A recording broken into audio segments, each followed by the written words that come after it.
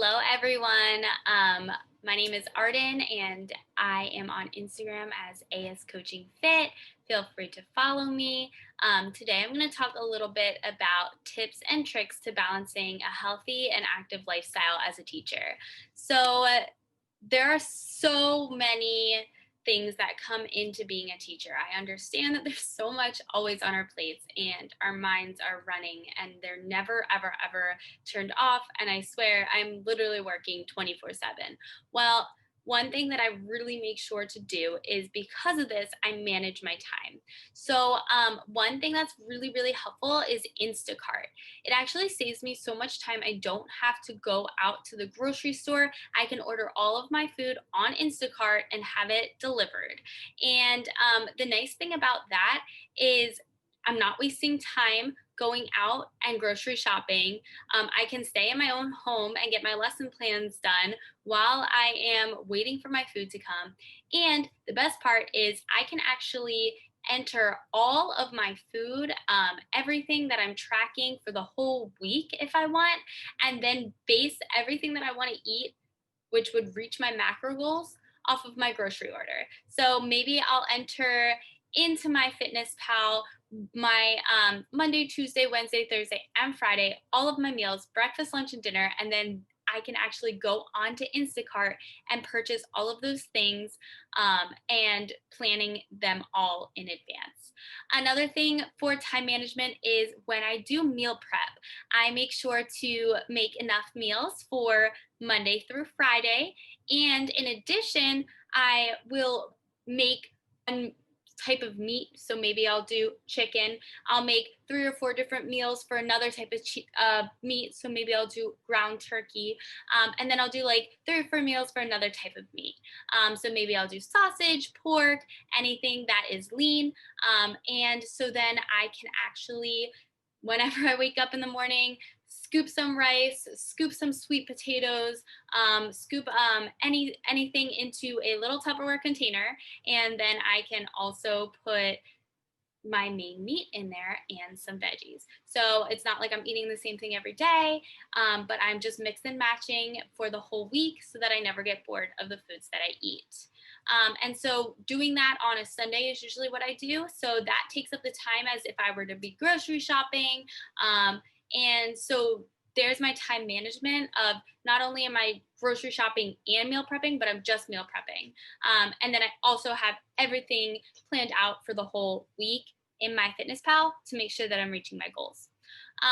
Also, another thing is I understand that you might be in your classroom from 6 a.m. until 6, 7, 8 p.m. So one thing that I love to do is I love to get moving in my classroom with my students, or I like to during my lunch breaks go outside, go for a walk around the track. A lot of schools do allow you to do that, but if not, as I said, there's always room to get moving in your classroom. So I'm going to just show you a quick, cute little video.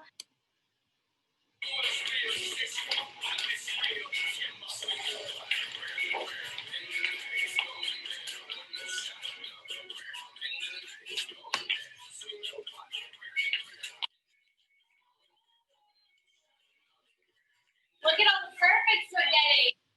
So one thing that I love to do is definitely mix in some SEL, social emotional learning, with my students, whether that's the last 2 minutes of class, a midday class break, anything like that, definitely just to get them up and moving. And I do it too. Because that just gets me moving. I also highly suggest standing while teaching. Some of you might be at your computers sitting. I always stand. It just keeps your heart rate higher and it continuously helps you to just be awake and engaged as a teacher. And then also I want to show you some of my Instagram posts. So if you don't follow me on Instagram, you definitely should. I come up with a bunch of different things that you can do in your classroom with a rolly chair. I do this after school, or you can even do it if you have time during your lunch break. So that's just some ways that you can get moving in your classroom, and it doesn't have to be every day, but it's just the time management aspect. Tip number 2, motivation. This is something that's so hard for a lot of teachers because we're consistently feeling exhausted. But one thing I've noticed is that the type of exhaustion that we have is definitely mental exhaustion. We're making so many choices all the time that our minds are just tired. But what we don't realize is we're actually not truly 100% physically exhausted. And so once you motivate yourself and you get in a grind, you should actually feel better once you do some physical movement. So about 2 times a week, I go straight to the gym or I go straight home and work out.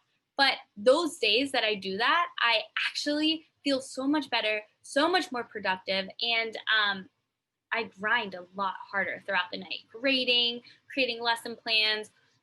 So I'll show you one thing that I do that really helps me. It's called a daily productive plan. I call this my PP. Every single morning, I create a list of things to do. I label them on a scale of 3, 2, or 1, 3 being the most important, which is usually the stuff that you do not want to do, but have to do. That's the self-discipline stuff.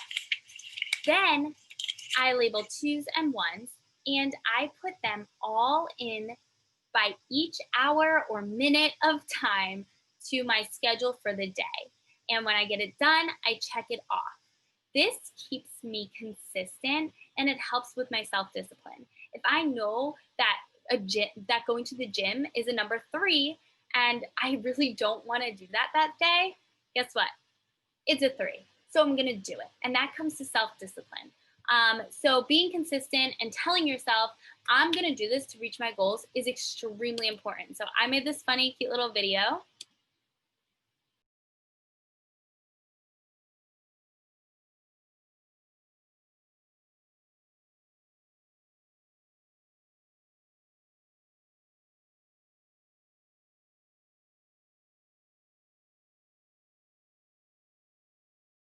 At the end of the school day, you might be hungry. Your tummy might hurt. You are exhausted. I know what it feels like. You also might have blisters on your heels because of your shoes. But that never stops me from picking myself up and going to the gym. That's self-discipline. That's so that I know I am going to reach my goals. Last but not least, tip number 3, say no often, say yes when it means something. One thing that I've learned as a teacher is that you can do anything. Like, we're incredible superheroes, but we cannot do everything. And we tend to put a lot on our plates. We tend to come home and feel the need to have a Bitmoji and feel the need to make our stuff is so cute for our students and learn all these different technologies. What I've learned is that basic is better.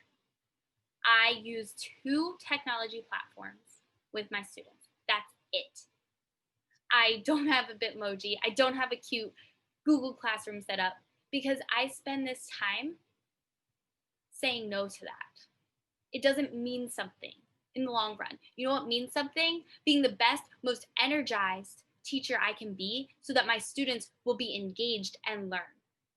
So saying no often and saying yes when it means something, that's what you need to hold on to. This also creates a sustainable lifestyle. Knowing that, you have things to grade and you decide to do them on a Wednesday night, that's what you're going to do. But that shouldn't stop you from, going to the gym on Thursday, because both of those things mean something. So if you're trying to reach your goals, say yes to the gym. If you are trying to get your grades in, say yes and do your grades. But you don't have to go above and beyond for every single assignment because you can do anything. We all know this. We all know I can make an amazing Bitmoji classroom. But I can't do everything, and neither can you. So this is what we're going to do. Grab a pen, grab a piece of paper. I'm going to teach you a little bit about the secrets to balancing a teacher life. So once you have a pen and paper, there's 3 things that you need to balance a teacher life: nutrition, training, and discipline. If you have nutrition and training, you have strength. If you have nutrition and discipline, you have longevity. If you have training and discipline, you have structure.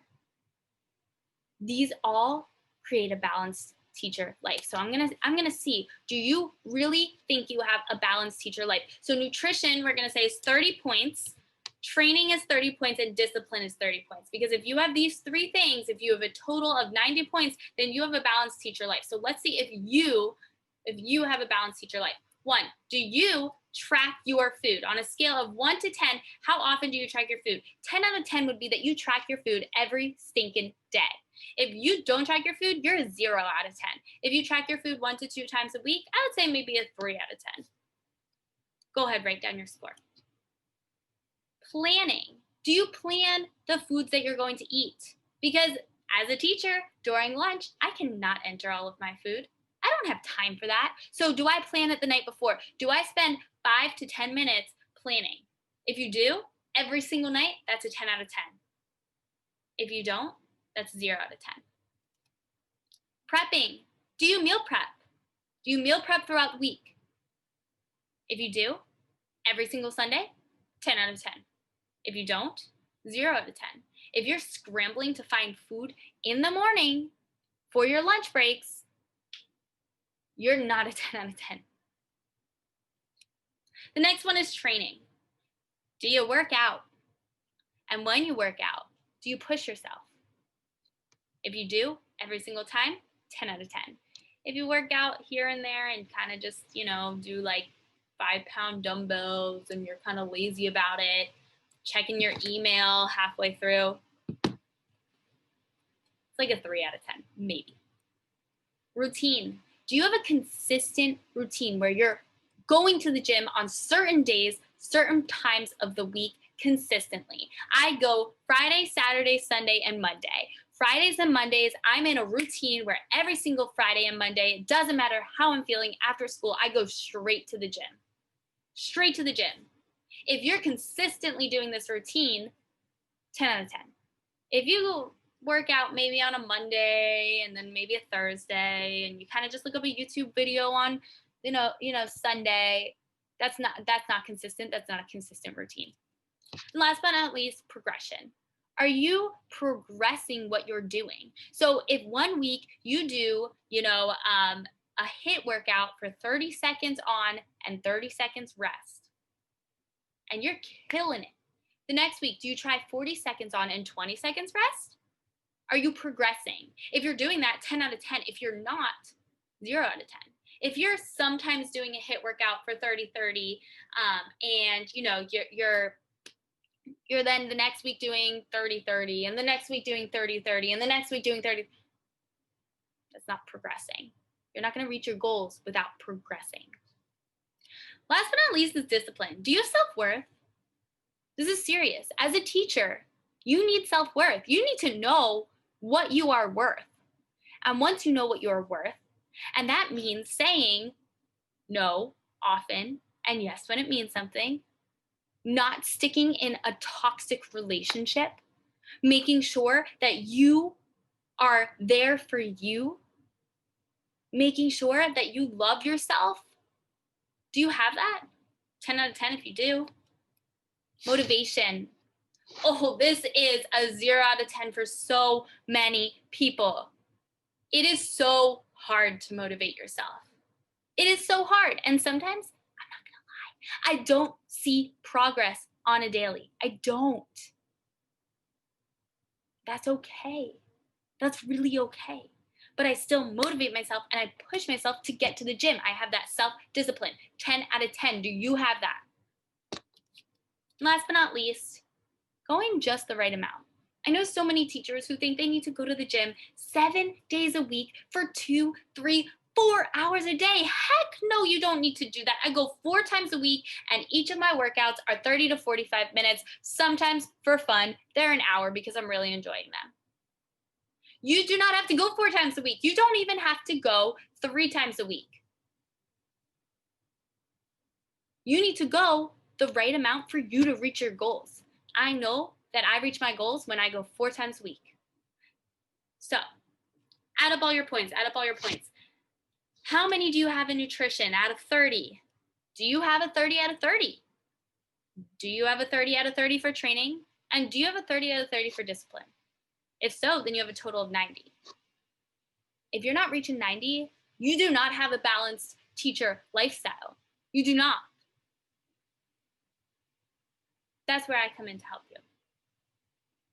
I'm going to help you reach that 90 out of 90. I'm going to teach you how to balance being a teacher with nutrition, training, and discipline. This is how you can have a balanced teacher lifestyle. I'm going to get you to reach those 10 out of 10s to a point where you're not even going to realize how enjoyable it is, because you're just going to be doing it mindlessly because you love it, because it becomes a routine. It becomes a balanced lifestyle. And this is something that is sustainable as a teacher. 2 years ago, a little over 2 years ago, my dad had a heart attack. And this hit me hard because he wasn't going to get to see me graduate with my master's degree. He wasn't going to get to walk me down the aisle if he had passed away. You don't want to be that parent. You don't want to be that teacher. You can't do that to your students. You want to be a good role model, because that's why you're a teacher. You're a role model. You're a superhero. And these kids and your kids, they deserve someone to look up to, someone to inspire them. How are you going to inspire them if you don't even have your own life together? How are you going to do that?